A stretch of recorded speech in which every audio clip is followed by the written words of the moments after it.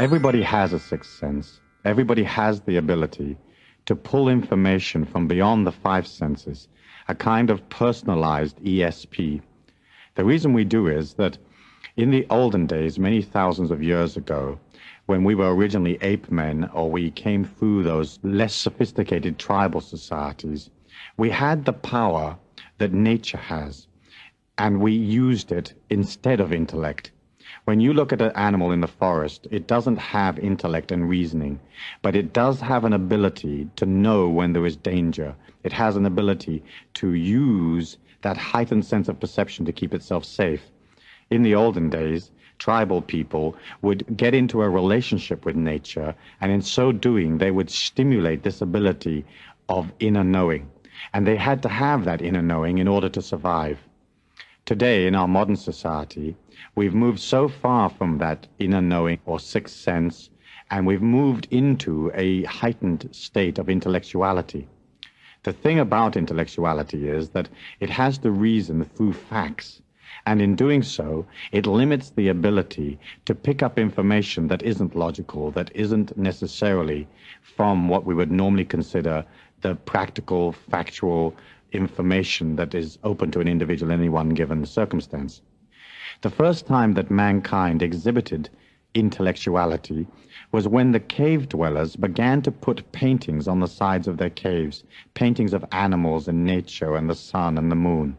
It was as if those people, seeing reality outside of themselves, began to create an intellectual representation of that reality.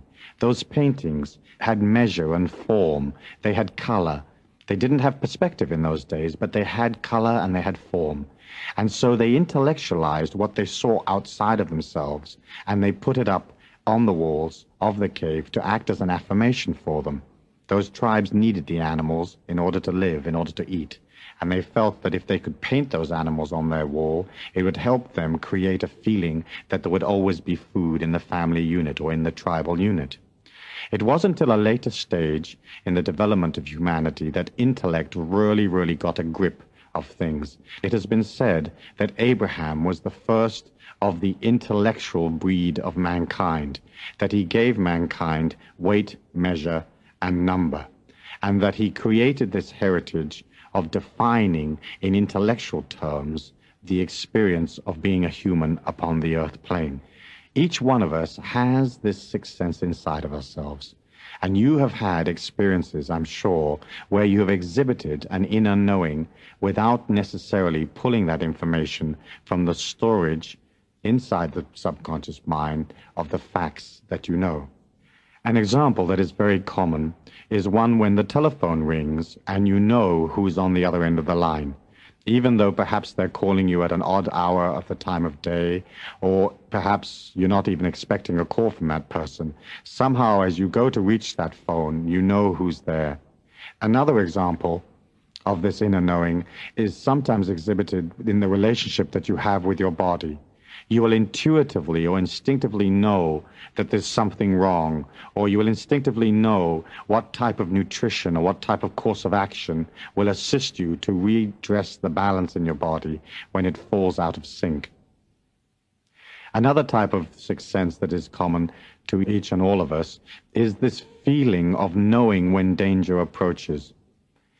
Isn't it true that sometimes when you found yourself in a dangerous situation, or even a situation where you would experience intense uncomfort or embarrassment or difficulty, you've hesitated to go into it? And what you've done is you've somehow picked up the energy or a reading, more or less, of what the probability pattern was, and you've pulled back and you've hesitated. And that hesitation has assisted you in not getting into difficulty.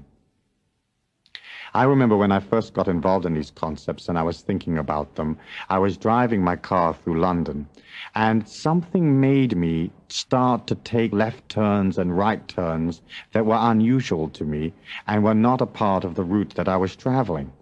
But I began to follow my instincts, and every time I felt an instinct to make a turn, I made it. And I eventually came upon a little street in the back suburbs of Putney, and as I was driving along this street, again following this sixth sense instinct of mine, I felt impelled to drive onto the forecourt of a little garage. And as I looked up, I saw that it was a place that sold tires and repaired tires. And so I was there, and I said to the attendant, "Would you mind checking the tires on my car?" And he hoisted the car up on a ramp and took a look at the tires. And on the inside tire at the front was a bubble about the size of a tennis ball, and that tire was just about to explode. And if I had been driving quickly on a motorway or on a fast-moving street, I may have been involved in an extremely unfortunate accident as the car went out of control. And he looked at the tire and he said, "God, mate, if you'd been driving this, you would have been in terrible trouble." Well, my mind did not have that fact, because that bubble of this expanded rubber of the tire was on the inside of the tire, not on the outside. But somehow, instinctively, I knew that that danger was there. How did I know? Well, that to me is the sixth sense. It is as if we are aware of so much more of what is around us, and that because we live in a world where everything is energy, the solidity of the world is not really solid. Everything out there is atoms and molecules, and if you took the entire planet and you took out what was actually solid, you could get it all into the palm of your hand, because most of physical matter is empty, and the molecules and the atoms are moving very, very quickly. And so we as humans are living in this sea of energy. And somehow, some way that we don't totally understand, that energy has a way of impinging upon us and giving us information. Developing the sixth sense is no more than becoming aware of that subtle information. You are receiving that energy all of the time. The reason why your mind is not aware of these hidden forces or this hidden energy is because, basically speaking, we have moved so far from the creative, intuitive into the intellectual that the faculty of the sixth sense has died out. The average human being in the modern world today is bombarded by stimulus. They're bombarded by color and noise. As you watch television, your eye and your brain is receiving trillions upon trillions of pieces of information all at once. There'll be a record player playing somewhere in the house, the radio will be on, the traffic's going past, somebody's talking to you, you're reading the newspaper at the same time, the cat jumps on your lap, and you're receiving all of that stimulation. When the mind is so overstimulated as it is in our modern society today, it has difficulty differentiating what information is important and what information is insignificant. And so as you sit there watching the television with all of this cacophony going on around you, the noise of the car passing in the street is disregarded by the mind because it's getting into the habit of not bothering to make that a recognizable piece of information. You're watching the television, it's used to recognizing that. The cat jumping on your lap, it's used to recognizing that. But some of the peripheral information that's coming in is just hidden away and lost in the mind. As we developed a society that moved more and more into intellect, what we began to do is we began to develop the left brain. In human beings, most intellectual functions exist in the left brain, and most creative or intuitive functions exist in the right brain. Whichever part of the brain you develop is the part that becomes the strongest. We have an education system that develops a child's knowledge of the facts. When a person gets into a problem, we ask them to look at the problem logically. We say to them, what are the facts? If you know what the facts are, you can work your way out of this problem, is how we teach people today. So as you developed a society of people that were very intimately involved in the facts, and then you bombarded them with all this various stimulation that developed through communication and through modern technology, and you can see how we have lost our ability to pick up information or subtle energy that is not fact, that is not logic. Some people are so moved over into their intellectuality that they can't accept that it's even possible. And yet it is, and the more that you begin to concentrate upon the sixth sense, the more you will evidence it in your life on a daily basis. Everything is energy. Everything is recognizable. All energy patterns have a thumbprint or a feeling to them, and you can begin to pick that energy up. The point is, You have to then use that into a lot of superfluous information coming into your mind. You just need a sixth sense about those events in your life so that you can alter your behavior or your action plan with this expanded sense of knowing, or this expanded perception, as it's sometimes called. There is a hypothesis that's been developed over the years that the ancient people of the early Greek and early Roman times had a brain that was developed differently to the way that it's developed today. If you look at the modern brain inside a human being in our society, there's a distinct separation between the left brain and the right brain.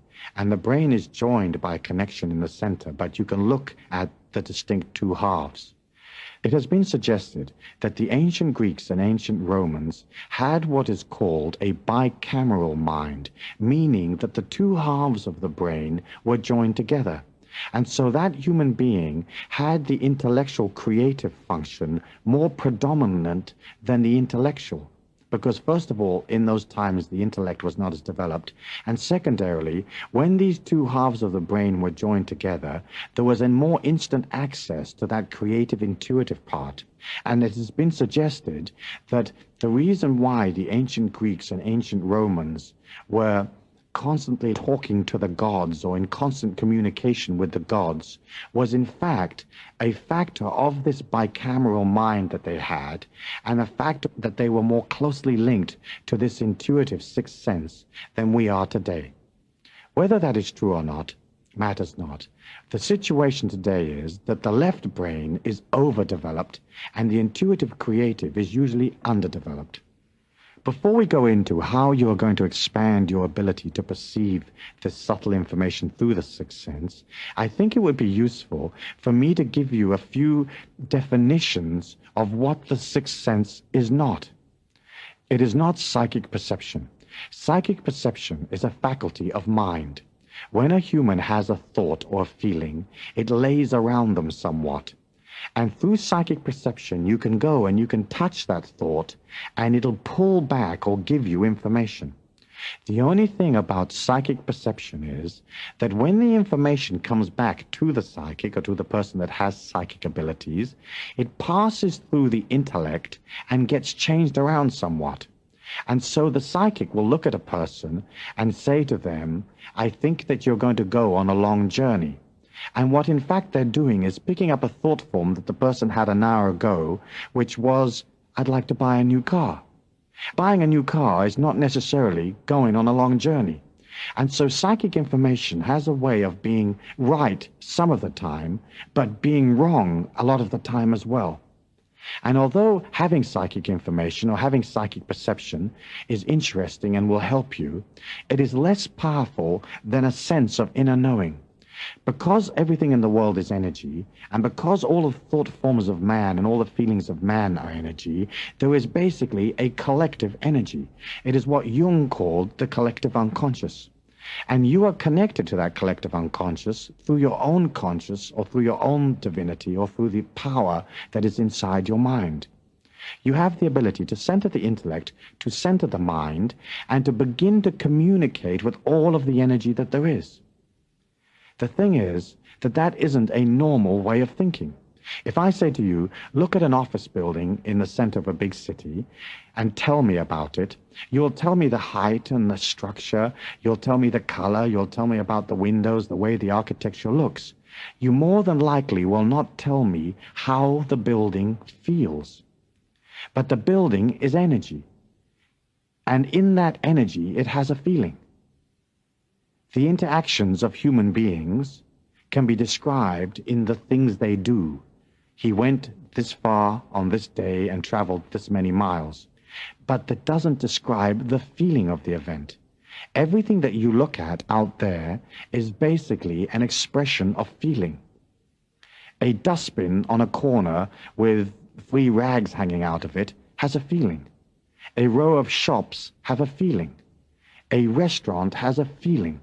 And you know that, but it's not usual to search for the feelings in things. As we moved away from feelings into intellect, the feeling capacity died away. If there's danger in the street, that street will have a feeling of danger. You can feel the danger coming to you.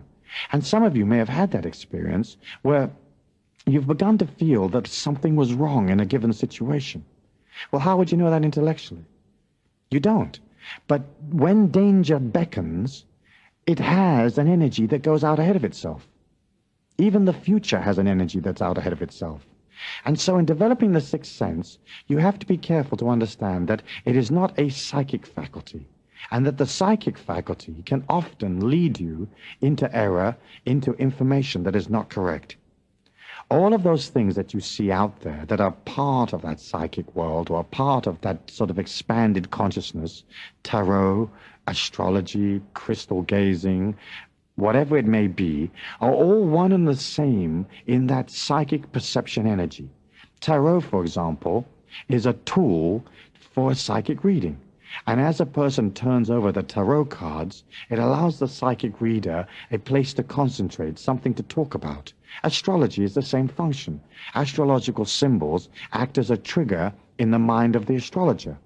What we're looking at here, though, in developing the sixth sense, is you becoming intimately involved in your feelings, intimately involved in that spark of the universal law, the divine light that is within you.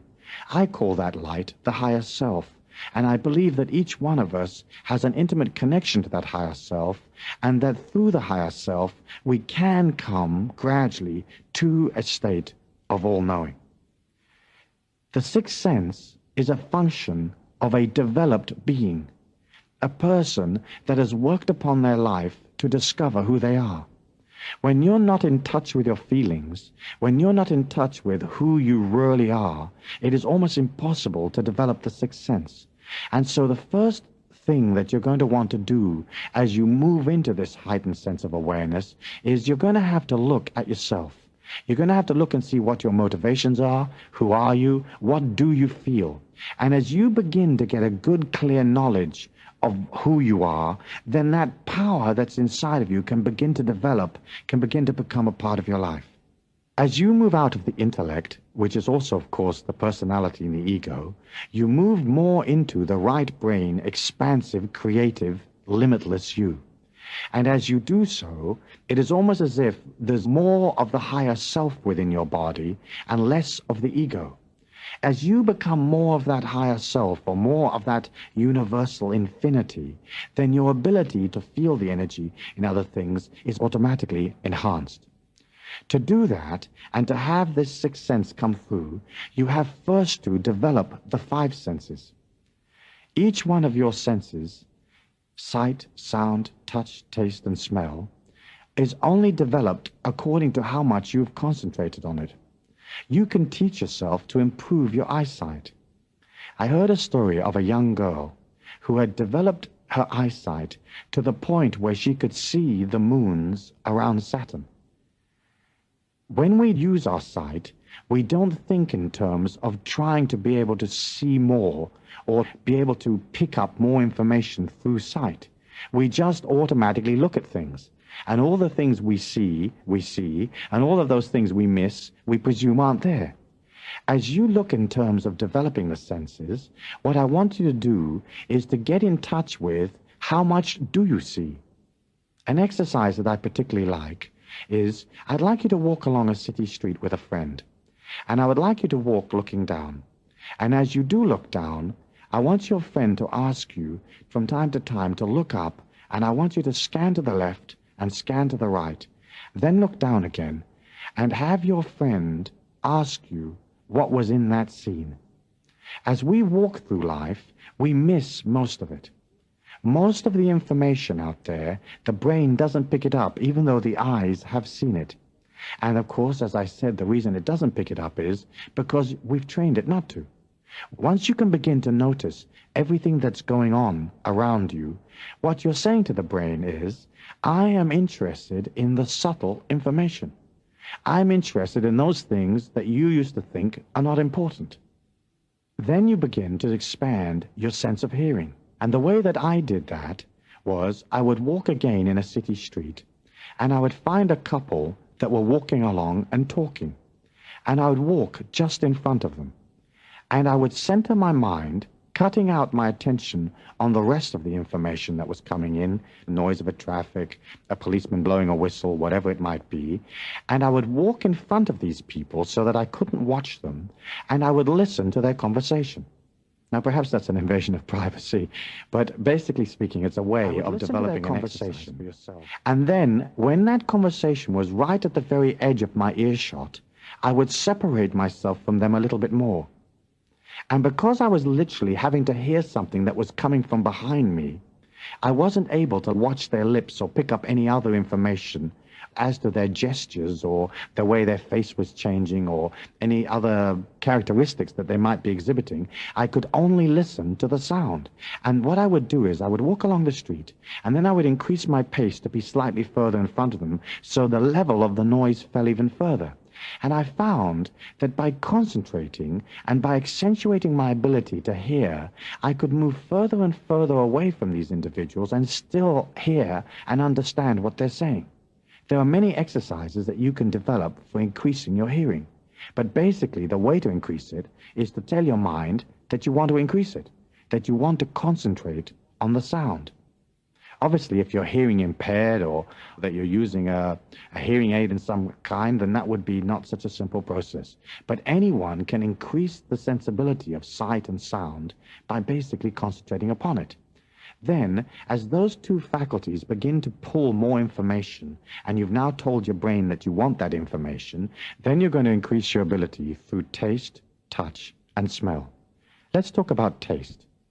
How often have you ate a meal and literally not been aware that you've ate it? You've gone through the whole meal, and you honestly can't remember what it is you ate. That's because, again, you've told the mind, don't bother with that information for me. Next time you eat something, I want you to be aware of what you're eating. What does it taste like? What is the texture of the food? The heat, the coldness? How is it? And as you begin to tell your mind that you want to expand your sense of taste, literally your taste buds expand. The same is the case of touch, and the same in smell. And the way to work with smell, again, is find something that smells and move yourself away from it further and further. One way that I've used in the past is with a perfume bottle, to see how far I could get from that perfume bottle and still smell the perfume. The way to deal with touch is to be aware of the clothes that you're wearing. Because constantly our bodies are enwrapped in clothes, we have a tendency not to notice them.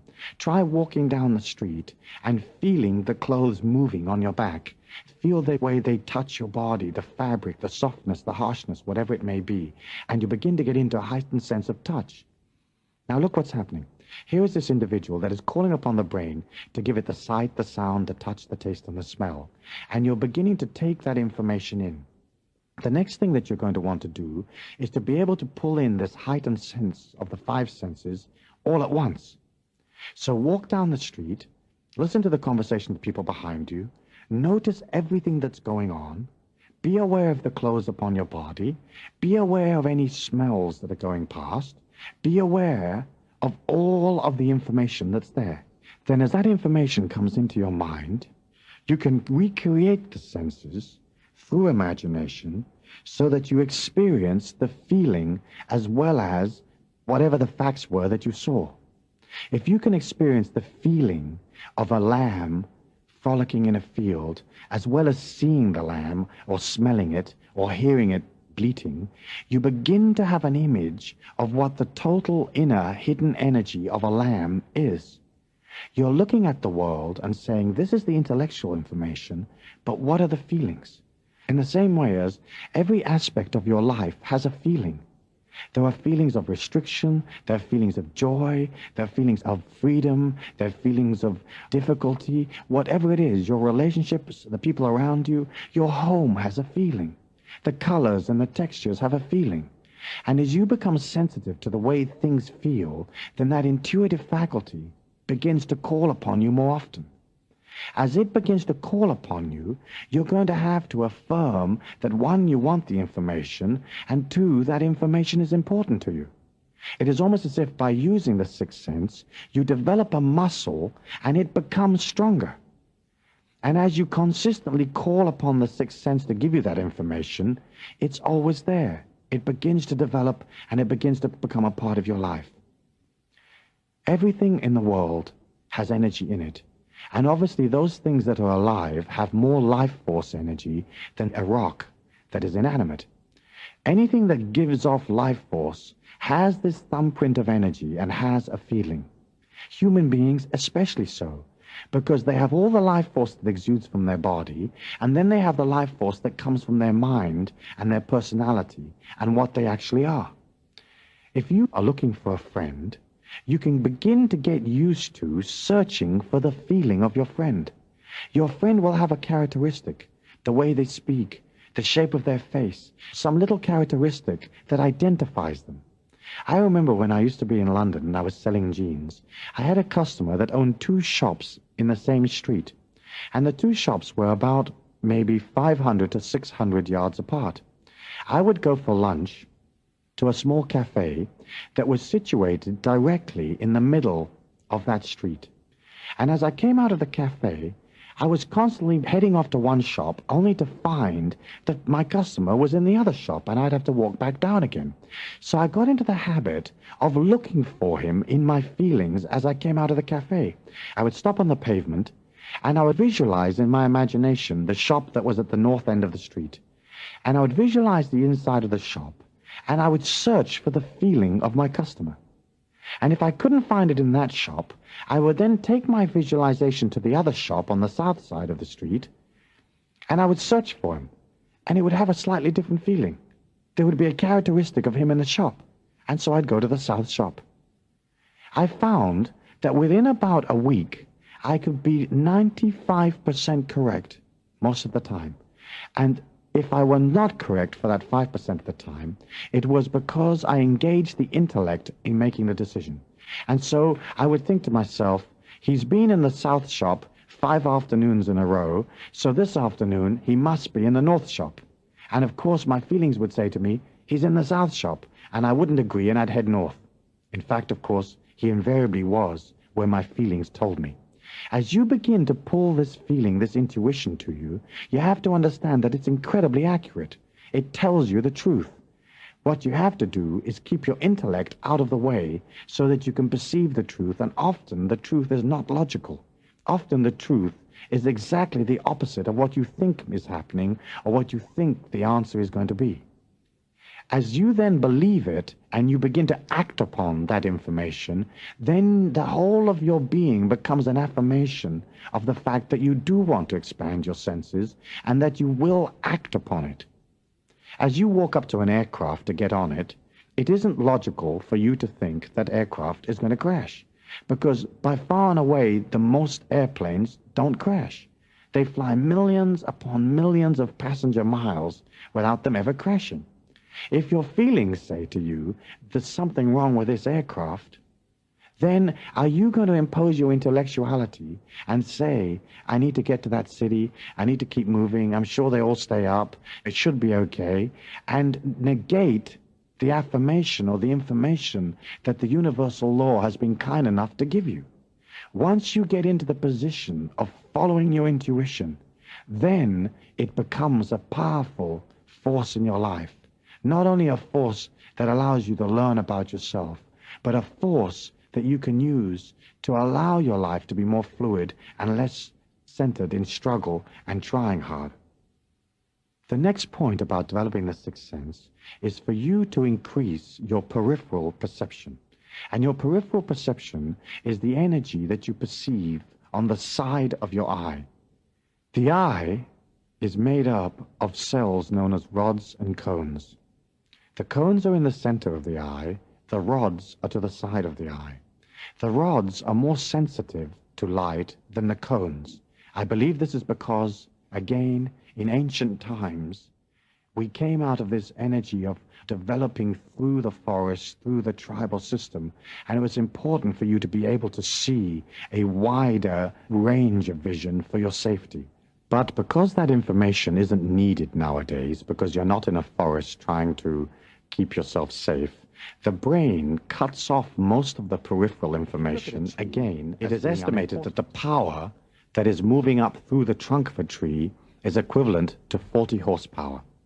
And this is so because a leaf at the top of the tree has to pull the moisture that sustains it from way, way down in the ground. So if an average tree is 60 feet tall, that leaf has to pull all the way up the tree and through the roots. And so it may be pulling moisture from 100 feet away. And that obviously takes a lot of effort. As that life force reaches the leaf, it exudes from the tree. Now, normally, that life force leaving the tree is not visible to the naked eye. And that is because we tend to look at the tree directly and we engage the cones of the eye. If you want to see the life force leaving the tree, you have to engage the rods of the eye.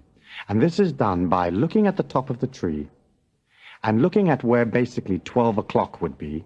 And then from the 12 o'clock position, moving your eye over to the right slightly and staring at the sky beside the tree in what would be approximately the 1 o'clock position. Then move your concentration back to the 12 o'clock position, but don't move your eye. And as you do so, what happens is you begin to receive the light leaving the tree at an angle, and that angle engages the rods on the side of the eye, and those rods are more sensitive. And you will see the life force of the tree exuding from it like flashing tongues of energy. And you'll be aware of the fact that there is much more out there than is normally available to the naked eye. As you begin to develop this perception of the unseen forces in the world, there are various techniques that you can use to accentuate that perception. As humans, we tend to look directly at things and we see the actual thing. For example, in the case of the tree, we look at the trunk and the branches and the leaves and we say, this is where the tree is. However, within that tree, there's also all the spaces where the tree is not, the spaces between the leaves. And so, normally, as you look at that tree, you'll only look at the tree. As you begin to expand your perceptions, you will also look at the space between the leaves, which is actually a part of the design of the tree, is it not? And so as you teach yourself to look behind the obvious reality, you begin to see these secondary realities or these secondary forms of subtle energy, and you begin to train yourself to become a part of that feeling. When I was working on these concepts, my teacher would have me go and sit on a park bench or on a bench inside a shopping center of some kind. And the exercise incorporated my sitting absolutely still. And that in itself is a discipline, because the human body is not used to sitting still. It sort of wiggles around a little bit, and the head moves, and you breathe in and out, and so on, and there's always some slight change going on. So when you ask the body to sit absolutely stock still, what happens is you are engaging it in a discipline, in an act of concentration. You are centering the mind on a task. And then what you do is you begin to watch people coming towards you. And as they come towards you, the important thing is to not have an opinion or a judgment about them. Because as soon as you have an opinion or a judgment, you begin to limit the amount of energy that you can perceive. What you perceive in life is filtered through those preconditions that you have inside the mind. So as you're sitting there on this bench or in this shopping center, just begin to practice observing people coming past you. And begin to practice not allowing the mind to have an opinion. So, if a very beautiful person walks past you, don't allow the mind to say, that's a beautiful person. If a very old person walks past you, again, don't judge their oldness. If you see a dress that you consider very pretty, stop the mind saying, isn't that a pretty dress? As you begin to train the mind not to have an opinion, but to become an observer, then information coming to you comes to you in an uncluttered way. As you develop this exercise, you'll be able to pick up the feelings of the people as they walk past you. In the same way as the tree has life force exuding from it, so do people. The life force that leaves a person's body is more concentrated and more powerful than a tree's, but it is still visible. And you can even use that 12 o'clock, 1 o'clock technique that we just spoke of to see the life force around a human being. The life force was called by the Theosophists the etheric web. And within the etheric web, there are energy centers that are basically spinning vortexes of energy that the Hindus called chakras. In the center of a human's body, in the area of the heart, is the heart chakra. And that's where you experience feeling. And that's where you receive information in a sense of all-knowing. While you're sitting on that bench in the park or in the shopping center, and while these people are walking past you, I want you to begin to sense what the people feel like. Now, this exercise doesn't work real well if you still have an opinion. You have to be able to sense who they are without judging what they are. And the way you do this sensing technique is, as a person walks towards you, you project from your own heart chakra, from your own feelings, to their feelings. It is almost like touching them in the center of their chest with your mind. And as you touch them with your mind or with your feelings, it will respond back and give you information. You'll be able to see that people feel very, very different. For example, a nun hurrying through the shopping center will feel a lot different to a biker all dressed in leather. And that biker will feel very different to a small boy bouncing a ball, who in turn will feel different to the businessman hurrying along with his briefcase. As you begin to identify types of people, then you can develop types of feelings. And you'll be able to ascertain within your own feelings what the other people are feeling. You'll be able to see whether a person is confident or lacks confidence. You'll be able to see or feel whether their body is strong or lacks strength. You'll be able to see how they feel about their sexuality, about where they're going in life, their directedness, their discipline or lack of discipline. And you can begin to use this exercise to develop a sensitivity. Imagine if you could go to a business meeting and you could watch the feelings of those people that you're dealing with. When you offer a suggestion or you offer an idea at the meeting, you'll be able to see and watch how they react to your suggestion. And you can alter your suggestion accordingly in order to have them respond positively to what it is you want. Imagine if somebody offers you a deal. It may intellectually sound great, and you may intellectually think that the person is an honest person. However, if you can watch their feelings, you're going to know whether they're honest or not, whether or not that person has the ability to follow through in the deal that they're offering you. And so developing the sixth sense has everyday practical applications. It isn't just a party trick or a circus act that you're going to use to impress others. It is more like a silent expansion of your own perception in order for you to become a more complete, more functioning human being. Another way to develop that sensitivity is to try to spend as much time as you can out in nature. When you're in nature, you enter into a dimension or an area that is uncluttered by mind. When you walk down a city street, you have not only all your thoughts and feelings, but you have all the thoughts and feelings that impinge upon you from all the people you pass. When you touch a person, there's an energy transfer. When you look a person in the eye, there's another energy transfer. You cannot sit next to a person in the cinema without becoming a part of their feelings. If they're feeling moody, you'll become moody. If they're crying, you'll cry. If they're happy, you become happier.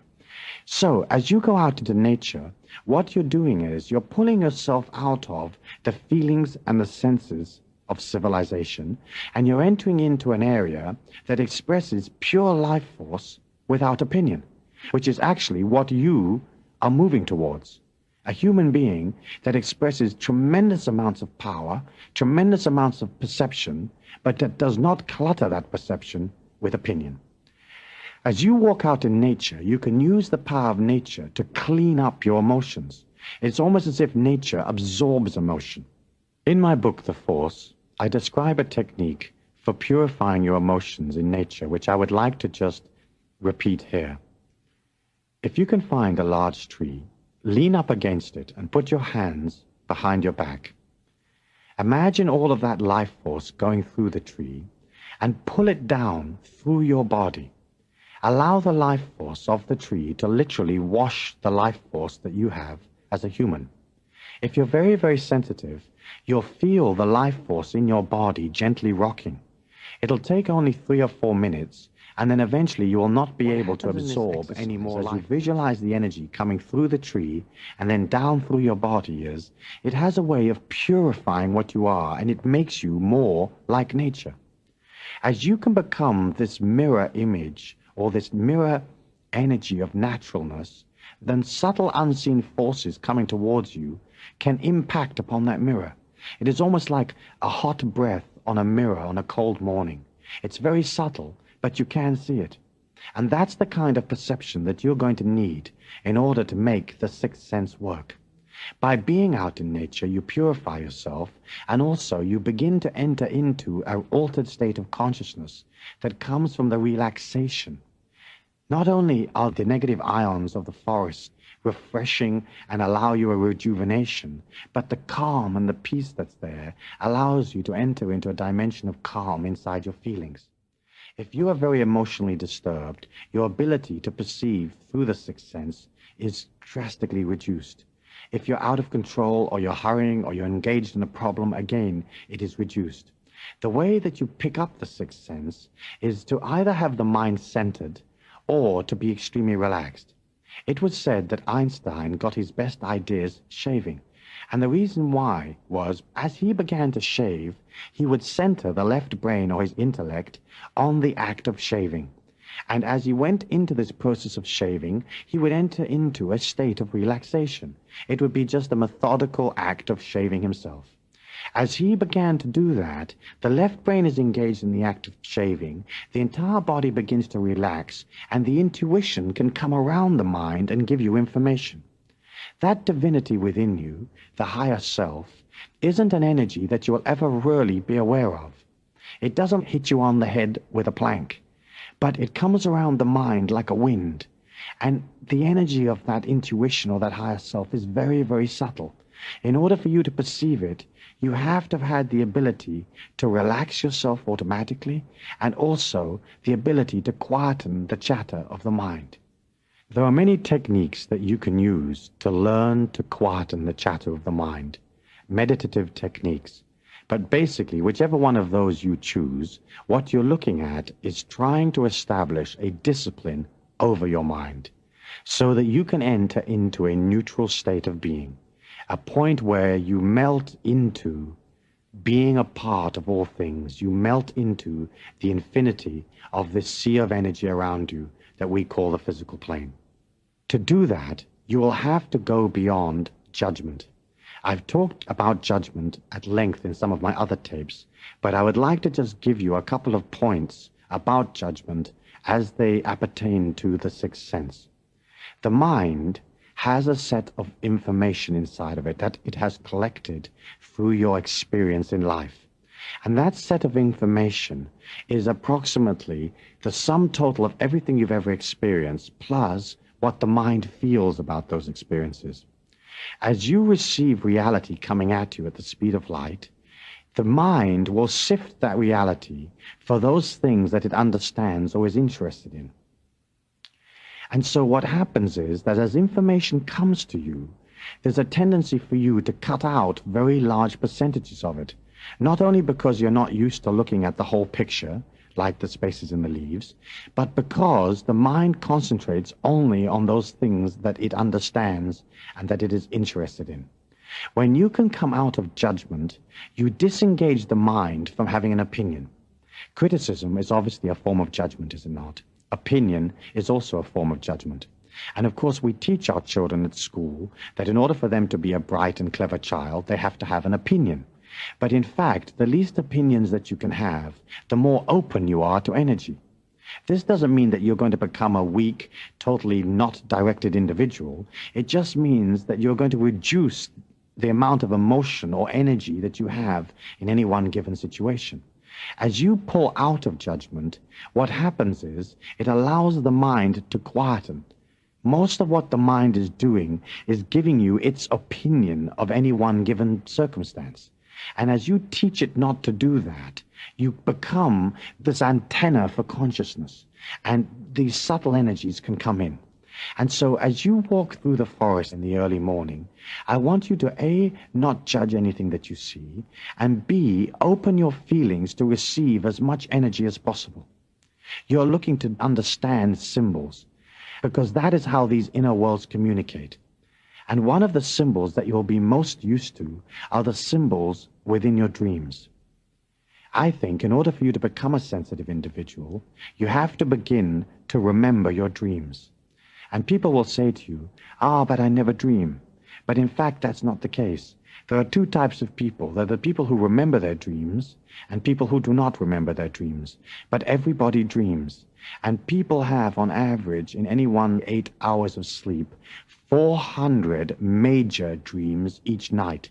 They also have hundreds and hundreds more little dreams or little thought forms, like little rivulets of energy that are in there as well as the dreams.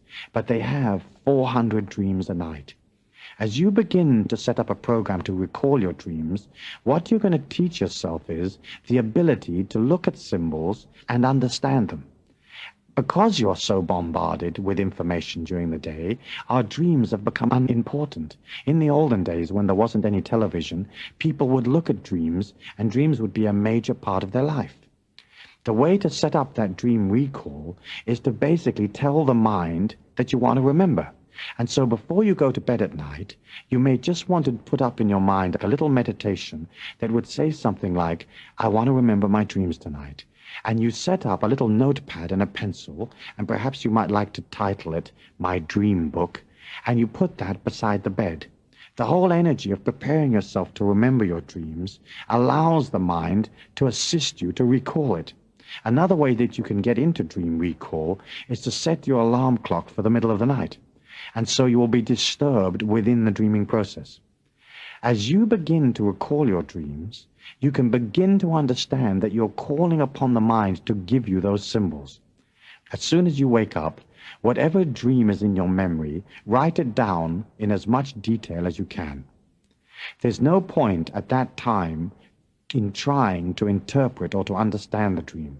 All you're trying to do in those first few moments is to write down as much of the dream as you can before it slips from the mind. You leave the dream in your notebook, and then later in the day, or the next day, you return back into the same relaxed state in which the dream occurred. Most dreams are in the alpha brainwave pattern, which is from 7 to 14 cycles per second of oscillation. That means that the neurons in the brain will be oscillating 7 to 14 times each and every second. If you then relax your body and go back into a meditation, you can then go through the dream and you can begin to understand it. The way that Fritz Perls developed dream interpretation allows you to make each symbol in the dream a part of yourself. Let me give you one of his examples. Let us say you dreamt of yourself walking along the road with a fishing rod, and up ahead of you is a bridge. The way that you would begin to understand the symbol of yourself, the road, the rod, the bridge, is to put yourself into each one of those symbols. And so you say to yourself, I am walking down this road in my dream, and I have a fishing rod over my shoulder. This fishing rod symbolizes to me, and as you begin to explain what it symbolizes to you, providing you're in a relaxed alpha state of brain, the mind will click forward what fishing rod means to you. If you buy a dream interpretation book, they will talk to you about the archetypal symbols that are in the psyche of mankind. However, a black cat to you may mean something totally different than a black cat to me. A fishing rod to one person may be something else to somebody else. And so as you go through the dream, you go through all the way as the fishing rod. Then you come back and you say, I am the road that the dreamer is walking on. And of course, in this case, the dreamer is you. So you say to yourself, I am the road that I'm walking on. And I symbolize, and then the road in the dream tells you what it means. Then you move on to the bridge and so on. And bit by bit, you can put all the characters in the dream and all the symbols in the dream into your mind and ask your mind personally, hey, what does this symbol mean? As you begin to communicate with the unconscious and you begin to ask it what these symbols mean, it begins to communicate with you. It is almost as if by the very fact that you've gone into the library is enlivened, we call, and as you begin to watch your symbols, one of the things you will discover is that dreams tend to be overemphasized. They're ghoulish, the characters are huge and large, and often the dreams will be very violent in their nature. Don't be squeamish. It's just the mind's way of expanding a point. Remember, the inner mind can't talk to you in dialogue. It has to talk to you in these symbols, and in order for you to get it, the inner mind exaggerates these symbols in order that it impacts your consciousness. As you learn to recall your dreams, then what you're saying is, I'm interested in seeing the symbols. I'm interested in understanding what things mean. Going through life, you will see an exact replica of your own thoughts and feelings, and there will be a synchronistic link between what you feel and think and what you see around yourself. One example that I remember is that Freud was involved in psychoanalyzing a patient, and as he was psychoanalyzing this particular patient, the patient was talking about a scarab beetle in Egypt. And as the patient was talking about this scarab beetle, a beetle flew in through the window or came in through the window. So in other words, you could see that in the externalized reality, there was the beetle coming through the window, and in the internalized reality of the patient, they were talking about a beetle. Everybody's had that kind of experience. And it really happens because life so much reflects what you're thinking and what you're feeling. As you get good at remembering your dreams, you can then begin to pick up what the symbols mean in the life around you. And so if a one-legged tramp comes up to you and drops an orange peel onto your foot at the bus stop, to the unconscious person that means nothing. To a person that is seeing life as a symbol of herself or himself, they're going to want to go into that symbol and say, what does this mean to me? Obviously, that symbol of this tramp dropping an orange peel upon your foot may mean a lot of different things to different people, but the fact that you were there to see it means that it meant something to you. And so you can see that in this sixth sense process, we're looking to engage the mind more and more in understanding, in picking up information. In order to do that, you have to have discipline. That's not only physical discipline over your body, a good regimen of nutrition and exercise, but you have to have discipline to control your entire life pattern. If when you express an emotion, it has a way of creating a very jagged pattern in the life force or the feelings around you. It looks like the edge of a saw. And as that jagged pattern is expressed around you, it has a way of breaking up the way that you view reality. Remember, reality is coming towards you at the speed of light. And as it's coming towards you at the speed of light, it has to pass through this cloud of feelings that's around you. If the cloud of feelings are operating in this very jagged mode of intense emotion, the jaggedness of the emotion has a way of refracting reality. And you can experience that in your daily life. On an occasion when you are upset, you will find that things around you begin to go wrong. Your upsetness, or the upset in your life, begins to alter the physical environment that you live in. Things begin to break down. The toaster doesn't work. The car won't start. You'll be driving along a city street at the speed limit, perfectly natural, perfectly calm, and things will start to jump out at you. A cat will run across the road. Somebody will jump the traffic light. It's because the jaggedness of the emotion rattles the ability or the stability of the environment around you. And so as you're looking to become more sensitive and to increase your perceptions, you have to have a control of that emotion because of the way that it alters the feeling base. You also have to have a control of the mentality, as discussed, because if the mind is chattering on with its intellectual blah, blah, blah, again, how are you going to be sensitive to something else? It would be almost like two people talking to you at once. You can't concentrate on both people. Once the mind is quiet, you can pick up the information you want. I think also, as a part of this developing the sixth sense, you have to be a rounded off, powerful individual. And that is very much a process of you believing in yourself and beginning to develop an independence that includes your having your own philosophy of life, your own experience. A person that has worked upon themselves has gone into their feelings and clairvoyantly discovered what it is that they believe. By going in there and discovering who you are, the whole process begins to enhance the energy. You begin to resonate with more and more and more life force, because you're disengaging from the emotion of the world, you're disengaging from all the intellectual chatter, your body's strong, and you're developing an independence that is beyond the earth plane. The other thing that blocks intuition, of course, is fear, and it goes almost without saying, because after all, what is fear if it isn't intense negative emotion? As you become confident, then all of a sudden that fear begins to fall away. And as you learn to dissipate the fear in your life, then you become more and more centered, more and more real as a person. You're more in touch with your own feelings, and so you can also be more in touch with the feelings of the people that you interact with. One of the things that I think is important in developing the sixth sense is developing a discipline of meditation and prayer. Any time that you can pull out of the world into a quiet place where you will not be disturbed, you're basically closing down the mind. And as you go into meditation, and the meditation doesn't have to be sort of cross-legged, chanting your ohms or whatever. It can be just sitting in the chair quietly, listening to some classical music, or walking around a garden, or swimming in a river, whatever it might be. But as you pull out of the world and you come in touch with yourself, then your power begins to grow. One of the things that's useful to do is to visualize light streaming through the chakras of the body. There's one on top of the head, the crown chakra, one in the area of the center forehead, the third eye chakra, one at the throat chakra, and of course the heart chakra that I've already mentioned. I won't go into the other lower chakras as they deal with physicalness and sexuality and are not a part of developing the sixth sense. As you see light flowing through the heart, the throat, the third eye, and the crown, it has a way of engaging you in more life force.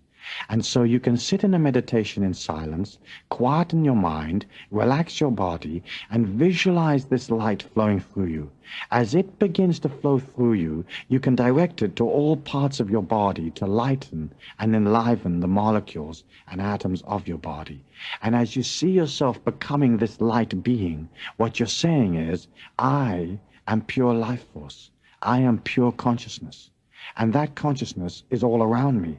So the connectedness that I have within myself, being centered, being in the higher self, is a connectedness that I automatically experience with all things. As you develop sanctuary and meditation, it allows you the ability to understand yourself. And that's the key to developing the sixth sense. It is basically, how big can you become as an individual? How magnanimous can you become? How non-judgmental, how loving? I believe the test of a person's spiritual growth is, how magnanimous are they? How open can they become? A person that is very centered in the ego or the intellect is usually tight and restricted and not open. A spiritual person has begun to come out of feeling real, feeling they are what they are without any excuses. As you begin to develop non-judgment in relation to the things you see, you're also going to have that for yourself. You're not going to judge yourself. You're not going to deal with guilt or emotion about your life. You're going to grant yourself the patience and the time to improve gradually at your own pace. If you are developed and if you have worked upon yourself, then suddenly you begin to accelerate the pace at which you can accept energy. All energy is around you all of the time. All we're looking at is opening to receive more. And that opening process, of course, makes you feel somewhat vulnerable, because you have to leave go a little bit of your personality. You have to allow the personality to move off its dominant position and allow the God force or the life force to express from within you. And that, I think, is the key to developing the sixth sense, is to develop this sensitivity where you are prepared to be real, where you are prepared to open. As that power grows inside you, you will be amazed at the perceptions that you will develop. And those perceptions will be there to assist you to grow as an individual. If you use a heightened sense of perception to restrict others or to manipulate others, or if you use that energy against them, it has a way of closing you down and making you even more negative. The way to do it is to allow those perceptions to grow within you, and then to go out into the world and use those perceptions in a loving way, a way that supports you to become a more powerful individual, and a way that supports those loved ones and those people that are pulled to you to also become more powerful, more loving individuals. The power of the sixth sense has been handed down since the beginning of time. It is your heritage. And if you will put in the dedication and the discipline, if you will work on noticing the world, on expanding your perceptions, on quietening the mind, that sixth sense will come through your feelings at a great pace. You'll have that power as part of the totality and the magnificence that you are now becoming. Thank you.